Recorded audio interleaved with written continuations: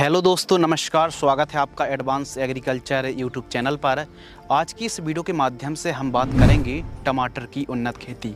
टमाटर की फसल पर एक ऐसे विषय के ऊपर एक ऐसी जो बातें होती हैं ना दोस्तों, ऐसी बातों के ऊपर हम डिस्कशन करने वाले हैं। यह वीडियो होने वाली है जिसका जो नॉलेज है ना काफ़ी किसान भाइयों को कम होता है, क्योंकि कुछ ऐसी एक्टिविटी होती है टमाटर की फसल पर। यदि हम प्रॉपर देखभाल करेंगे, इन कामों को करेंगे, तो उत्पादन भी बढ़ेगा, आमदनी हमको अच्छी होगी। कैसे हम सफलतम टमाटर के फार्मर्स बन सकते हैं, कौन सी आपको गलती नहीं करनी है, कौन सी ज़रूरी काम करने चाहिए, यह जो वीडियो है ना, चाहे वैरायटी हो, एरीगेशन हो, फर्टिगेशन हो, स्प्रे शेड्यूल हो, और कैसे आप अपनी टमाटर की फसल की जो बढ़वार है उसको आप बढ़ा सकते हैं, ज़्यादा पैदावार निकाल सकते हैं, ज़्यादा से ज़्यादा पौधे पर। वहीं आप परंपरागत तरीके से जो खेती करते हैं ना, 6-8 किलोग्राम ही टमाटर आप एक पौधे से निकाल सकते हैं। 18 किलोग्राम से लेकर 25 किलोग्राम प्रति पौधा टमाटर की आप हार्वेस्टिंग कैसे कर सकते हैं, इस वीडियो के माध्यम से संपूर्ण जानकारी साझा करने वाले हैं।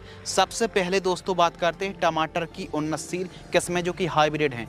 किसी वैरायटी को आप लगा रहे हैं तो हर एक जो वैरायटी है अलग अलग राज्यों के हिसाब से वैरायटी तैयार की जाती है।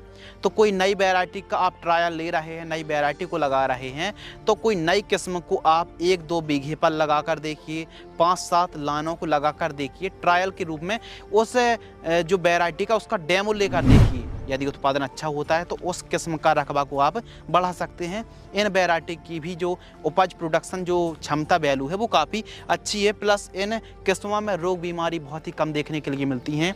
नंबर 1 जो वैरायटी है यूएस एग्री सीड्स की SW 1504 और 1508 को आप लगा सकते हैं।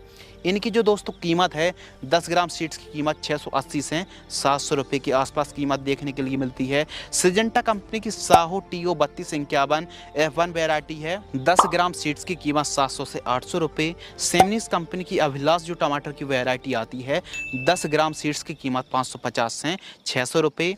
यूएस की जो 2853 वैरायटी आती है, 3000 सीड्स की जो कीमत है 550 से 600 रुपये। नामधारी सीड्स की जो NS 962 आती है, 10 ग्राम सीड्स की कीमत 450 से 500 रुपये। तो इन किस्मों को आप लगा सकते हैं। अच्छा उत्पादन आप इन किस्मों से निकाल सकते हैं। बरसात के दिनों पर बेहद ही अच्छा उत्पादन इन किस्मों से आप निकाल सकते हैं। अब न्यू वैरायटी को हमेशा ट्रायल के रूप में ही लगाएं। अब इन किस्मों को किसान भाइयों के अक्सर क्या कमेंट्स आते हैं कि इन वैरायटी को हम कहां से ख़रीद सकते हैं, मिल नहीं रही है।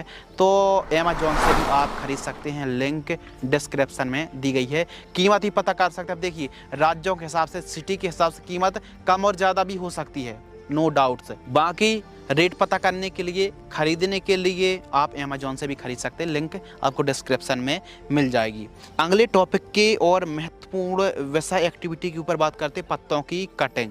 यदि आप बरसात के दिनों पर टमाटर की खेती कर रहे हैं तो फंगस, सड़न और पत्तियों में जो फंगस की समस्या आती है ना, पत्तियां खराब होने लगती नीचे से, तो जो निचले साइड से कुछ इस प्रकार आप देख सकते हैं कि कटर या फिर कैंची की मदद से आपको कटिंग करनी चाहिए। जो खराब पत्ती होती हैं, जो पीली पत्ती होती हैं, उनकी कटिंग कुछ इस प्रकार आपको करना चाहिए। कटिंग छटिंग आपको जरूर करना चाहिए। इसके अलावा जैसे आपने कटिंग कंप्लीट कर दी, फिर उसके बाद कॉपर ऑक्सीक्लोराइड 50% WP फंगिसाइड का स्प्रे करना चाहिए।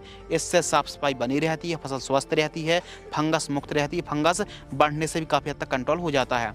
तो जो टमाटर के नीचे के काले पत्ते हैं, पीले पत्ते हैं, फिर फंगस रहित जो पत्ती हैं, उनकी ही आपको कटिंग छटिंग करनी चाहिए, जो कि आप वीडियो पर देख रहे हैं। यह जो काम है ना दोस्तों, आपकी फसल को काफ़ी स्वस्थ करता है। तो हमेशा जो नीचे की पत्ती होती हैं उनकी ही कटिंग करना चाहिए। इसके अलावा बात करते हैं टॉप ड्रेसिंग, जिसे हम नॉर्मल भाषा पर गोड़ा लगाना, यानी गोड़ा मिट्टी को भी आपको ज़रूर चढ़ाना चाहिए, जो कि आप वीडियो पर देख रहे हैं। कभी कभी क्या होता है दोस्तों कि अक्सर जो जड़ों के पास की जो मिट्टी है ना, वहाँ कम हो जाती है या फिर पानी पड़कर मिट्टी बाहर आ जाती है, तो कुछ इस प्रकार आपको गोड़ा लगाना चाहिए, जो कि आप वीडियो पर देख रहे हैं ना। इस प्रकार मिट्टी को आप तने के पास चढ़ा सकते हैं।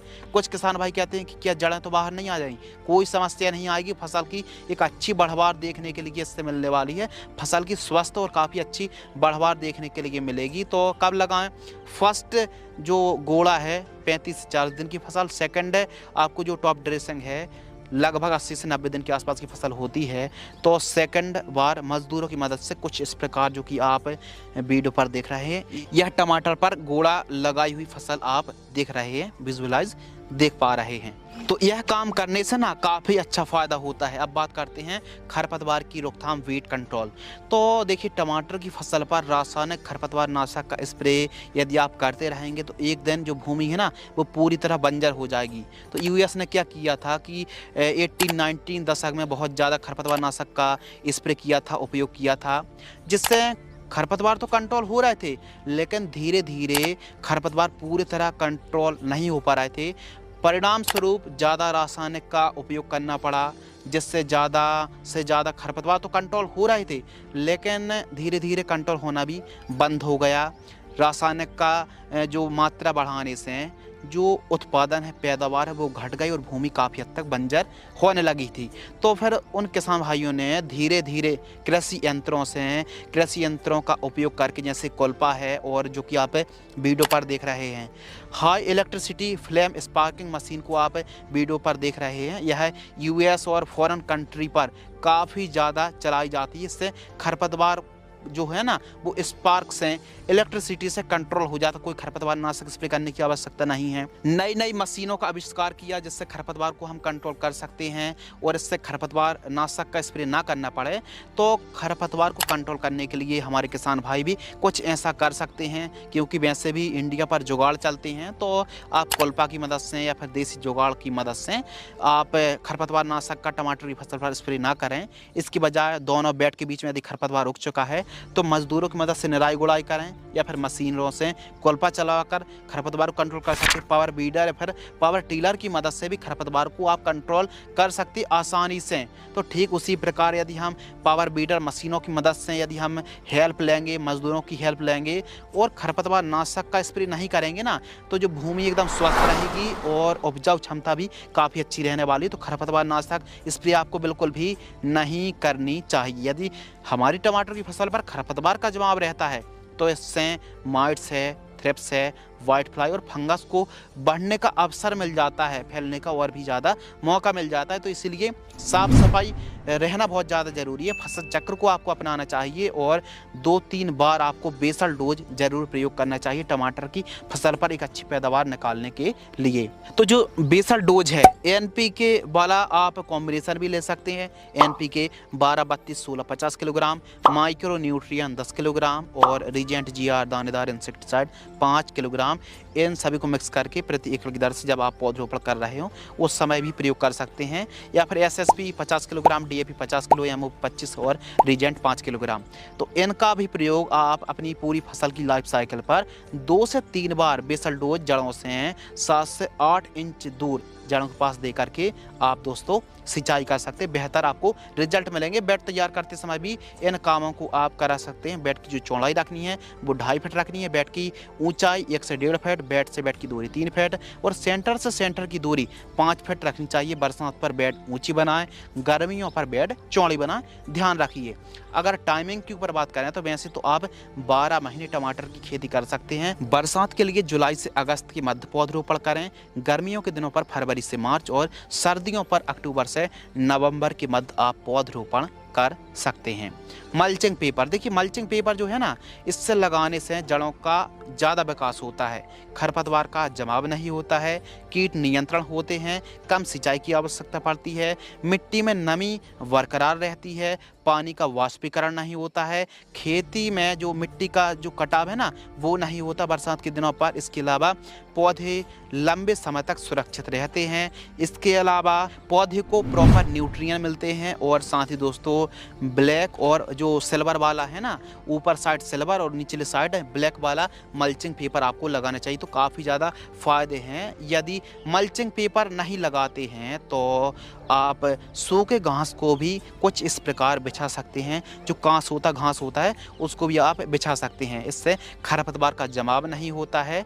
तो जो आप वीडियो पर देख रहे हैं इस प्रकार भी जो घास होते खरपतवार होते हैं, सूखे खरपतवार को बिछा सकते हैं। बाकी आप मल्चिंग पेपर लगाएंगे तो बेहतर आपको लाभ मिलने वाला है। तो इस हिसाब से भी आप 1 एकड़ में 30 माइक्रोन का मल्चिंग पेपर लगाते हैं तो 10-12 हज़ार रुपये के आसपास खर्च आने वाला है 1 एकड़ में। इसके अलावा दोस्तों बात करते हैं टमाटर में नेमेटोड्स की समस्या आती है। अब यह जो नेमेटोड्स है ना, हिंदी पर दोस्तों हम इसे नेमेटोड्स और इंग्लिश पर रूट्स नोट्स नेमेटोड्स के नाम से हम जानते हैं। तो यह जो नेमेटोड्स है ना दोस्तों, यह हम अपनी आंखों से नहीं देख सकते बल्कि माइक्रोस्कोप से देख सकते हैं। यह एक सूक्ष्म जीव होता है और जो सूत्रकृमि के नाम से भी जाना जाता है। हमारी टमाटर की फसल पर जड़ों के बीच में गांठें बन जाती हैं, जिससे ठीक तरीके से पैदावार हमको नहीं मिल पाती है, फसल में पीलापन की समस्या आती है और ही साथ ही फल फूल की संख्या कम हो जाती है, बढ़वार एकदम कम हो जाती है। तो समस्याएं तो कई हैं। नेमेटोड्स के प्रकोप के कारण यह जड़ों में प्रवेश करके जाइलम और फ्लोएम जो मार्ग होता है ना, उसमें बाधा उत्पन्न करता है, जिससे पौधा भोजन नहीं बना पाता है, प्रॉपर न्यूट्रिएंट नहीं ले पाता है, जड़ों का अच्छे से विकास नहीं हो पाता है और बीच में गांठें बन जाती है। इससे सीधा सीधा पैदावार घट जाती है और धागा नुमा यह कीट होता है, बिल्कुल बारीक होता है, माइक्रोस्कोप पर कुछ इस प्रकार दिखता है जो कि आप वीडियो पर देख रहे हैं। यह सालों साल तक भूमि के अंदर जीवित रह सकता है। इसके लिए गहरी जुताई कराएं, नीम खाद, नीम खली का प्रयोग करें। बायर कंपनी की बेलम प्राइम भी आप 500 ml प्रति एकड़ की दर से ड्रिंचिंग कर सकते हैं, या फिर अदामा इंडिया कंपनी की नेमिटज का भी प्रयोग कर सकते हैं। बायोलॉजिकल जो फंगस है ना दोस्तों, इसका भी आप प्रयोग कर सकते हैं। पेसिलोमाइसिस का भी, जो कि आप वीडियो पर देख रहे हैं नाम, इसका आप प्रयोग कर सकते हैं। 1.5 किलोग्राम आप 1 एकड़ में प्रयोग कर सकते हैं। इसके अलावा नेमेटोड्स हमारी फसल पर ज़्यादा ना फैले, कंट्रोल करने के लिए गेंदा को भी आप लगा सकते हैं। गेंदे से हैं जो नेमेटोड्स हैं वो कंट्रोल होते हैं। यदि दोस्तों आप गेंदे को लगाते हैं खेत के चारों साइड, तो अन्य चीज़ की आवश्यकता नहीं है, अन्य एक्टिविटी करने की, गेंदे को जरूर लगाएं, इससे नेमेटोड्स कंट्रोल होता है। ट्राइकोडर्मा प्रयोग करें। सॉइल एप्लीकेशन से जो हमने चीज़ों के नाम बतलाए हैं, इनका प्रयोग करना है।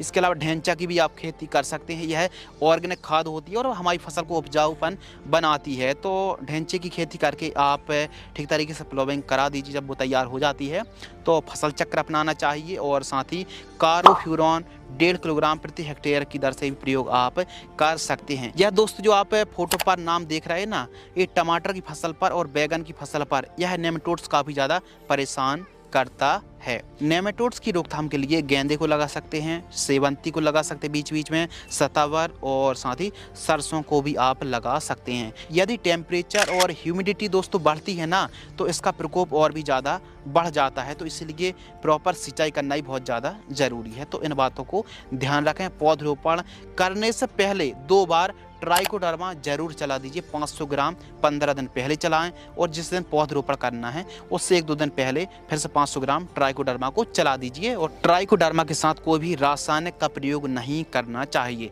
यदि आप नेमेटोड्स का जो आप बायोलॉजिकल कंट्रोल कर रहे हैं, फंगस को चला रहे हैं, तो उसके साथ भी कोई भी रासायनिक का प्रयोग नहीं करना चाहिए। प्लांट डिस्टेंस के ऊपर दोस्तों बात करते हैं, तो टमाटर की आप खेती कर रहे हैं तो पौधे से पौधे की दूरी 2 फीट, लाइन से लाइन की दूरी 4.5 फीट और एक बेड पर डबल लाइन पर पौधरोपण करना चाहिए। डबल लाइन पर पौधरोपण कर रहे हैं तो 15 से 16 हज़ार पौधे लगेंगे। सिंगल लाइन पर पौधरोपण कर रहे हैं तो आपको 8,000 पौधे की रिक्वायरमेंट पड़ने वाली है।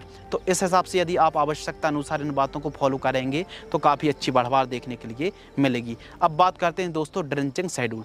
टमाटर की फसल पर यदि एक अच्छी बढ़वार आप चाहते हैं तो 3-4 ड्रिंचिंग करना बहुत ज़्यादा ज़रूरी है। जो फर्स्ट ड्रिंचिंग एक घुट्टी होती है और एक अच्छी बढ़वार के लिए जड़ें मिट्टी को जल्दी जल्दी पकड़ लें और ज़्यादा दिन तक हमारी फसल हरी भरी रहे, तो ड्रिंचिंग करने से सूखने की समस्या नहीं आती, जड़ों का अच्छा विकास होता है और भी बहुत सारे फायदे हैं। तो जो फर्स्ट ड्रिंचिंग है दोस्तों 3 दिन के आसपास की फसल होती है तो NPK 19-19-19 1 किलोग्राम, इसके साथ कार्बेंडाजिम 50% WP फंगिसाइड 500 ग्राम लेना है। 200 लीटर पानी घोल करके ड्रिंचिंग करना है जड़ों के पास। सेकंड ड्रिंचिंग 6 से 7 दिन की फसल होती है। Micronutrient fertilisers 1 kilogram, NPK 12-61-0 1 kilogram और copper oxychloride 50% WP fungicide 500 gram, इन तीनों को मिक्स करना है। 200 लीटर पानी घोल करके, जो कि आप वीडियो पर देख रहे हैं, कुछ इस प्रकार ड्रिंचिंग करना चाहिए। तीसरी ड्रिंचिंग 10 से 12 दिन के आसपास की फसल होती है तो 200 लीटर पानी लेना है। सागरिका सीवीड जो लिक्विड फॉर्म वाली आती है 500 ml, ह्यूमिक एसिड 500 ग्राम, माइकोराइजा 500 ग्राम और NPK 19-19-19 1 किलोग्राम 200 लीटर पानी घोल करके आपको ड्रिंचिंग करना चाहिए। सिंचाई के ऊपर दोस्तों बात करते हैं तो टपक सिंचाई से आप खेती करते हैं तो पैदावार बढ़ने वाली है। 2-2 दिनों की अंतर रख के आप ड्रिप से सिंचाई कर सकते हैं। फ्लैट एरीगेशन से 10 से 12 दिनों का अंतर रखें। इस हिसाब से आवश्यकता अनुसार आपको सिंचाई करनी चाहिए।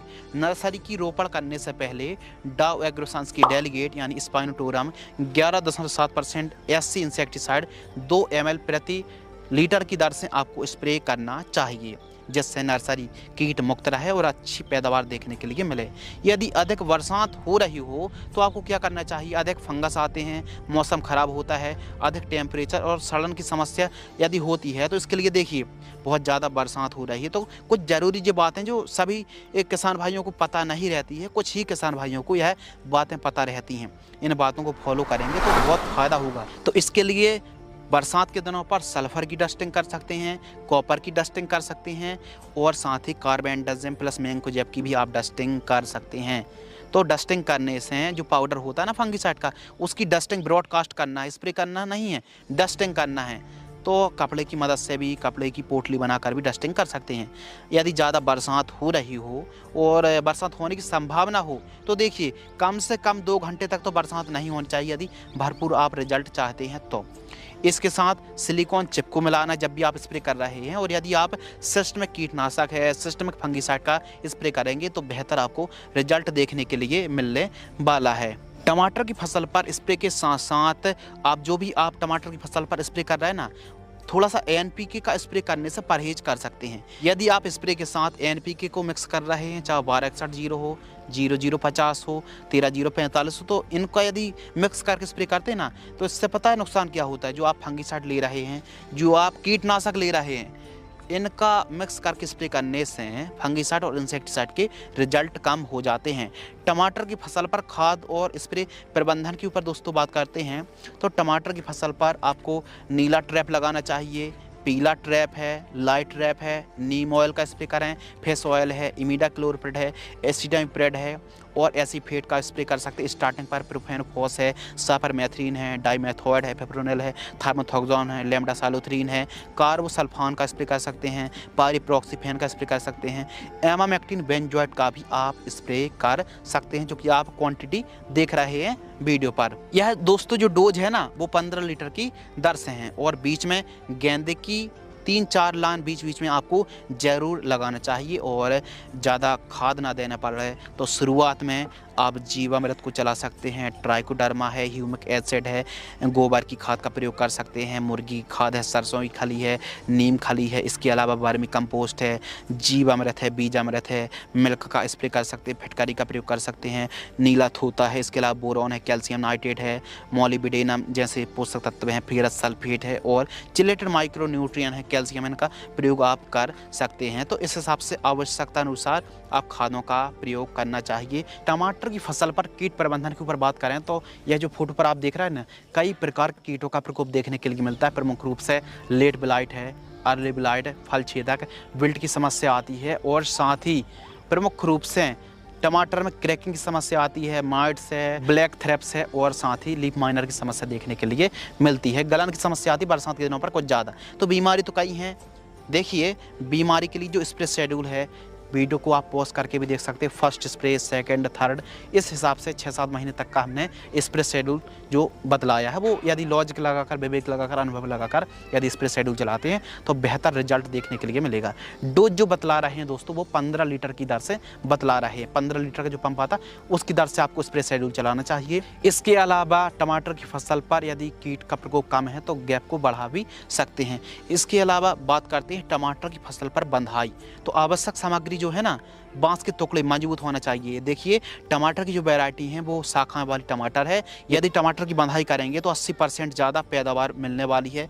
बांस के टुकड़े लगाइए मजबूत, 2000 बांस के टुकड़े मजबूत होना चाहिए, 10 फीट ऊंचाई वाले होने चाहिए।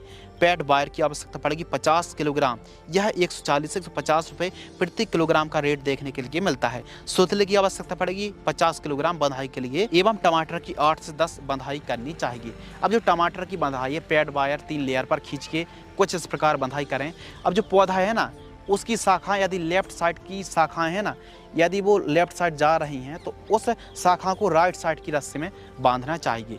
यानी लेफ्ट साइड यदि शाखाएं जा रही तो राइट साइड की रस्सी में बंधाई करनी चाहिए। इस हिसाब से हल्के हाथों से जो कि आप वीडियो पर देख रहे हैं इस प्रकार टमाटर की बंधाई करेंगे, स्ट्रक्चर मजबूत रखेंगे। आड़े में बांस लगा सकते हैं या फिर वजन को कंट्रोल करने वाला जो स्टे आप देख रहे हैं ना, ये लोहे वाली जो आप पाइप देख रहे हैं, इस प्रकार भी आप लगा सकते हैं। जितनी ज़्यादा टमाटर की फसल पर वजन आता है, बंधाई यदि अच्छी करेंगे तो फिर जो बढ़वार है, जो फसल तैयार कर रहा है, वो बहुत अच्छी आउटपुट आपको दे सकती है। तो इन बातों को फॉलो करें, खाद शेड्यूल को इस प्रकार चलाएं यदि आप साधारण तरीके से खेती कर रहे हैं। तो जो खाद का कॉम्बिनेशन है वो प्रति एकड़ की दर से जड़ों से 5 से 6 इंच दूर जड़ों के पास देकर आपको सिंचाई करना चाहिए। यदि दोस्तों लागत के ऊपर बात करें तो 1 एकड़ में टमाटर की फसल पर जो लागत लगने वाली है वो 1 लाख रुपए से लेकर 1.5 लाख रुपए के आसपास लागत लगने वाली है। तो टमाटर की फसल पर मल्चिंग पेपर 30 माइक्रोन का और ड्रिप आप लगाइए 16 mm इन लाइन। बेड बनाइए, खेत की तैयारी अच्छे तरीके से करें।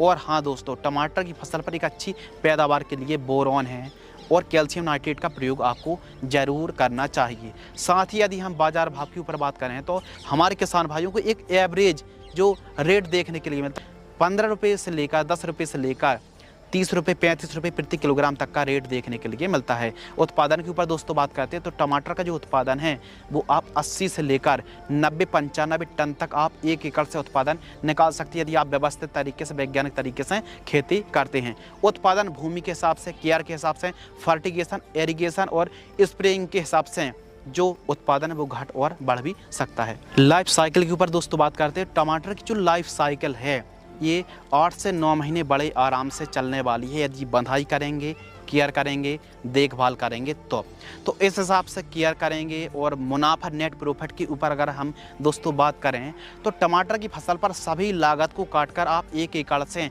6 से 8 लाख रुपए तक कमाई कर सकते हैं। यदि उत्पादन अच्छा होता है, बाजार भाव अच्छे मिलते हैं तो हमारे किसान भाइयों को टमाटर की फसल से एक अच्छी और मोटी कमाई हमारे किसान भाई टमाटर की फसल से कमाई कर सकते हैं। तो आज की इस वीडियो के माध्यम से टोमेटो फार्मिंग की A to Z संपूर्ण जानकारी डिटेल में जानकारी साझा की। यदि आपको यह वीडियो पसंद आती है तो वीडियो को लाइक करें। धन्यवाद।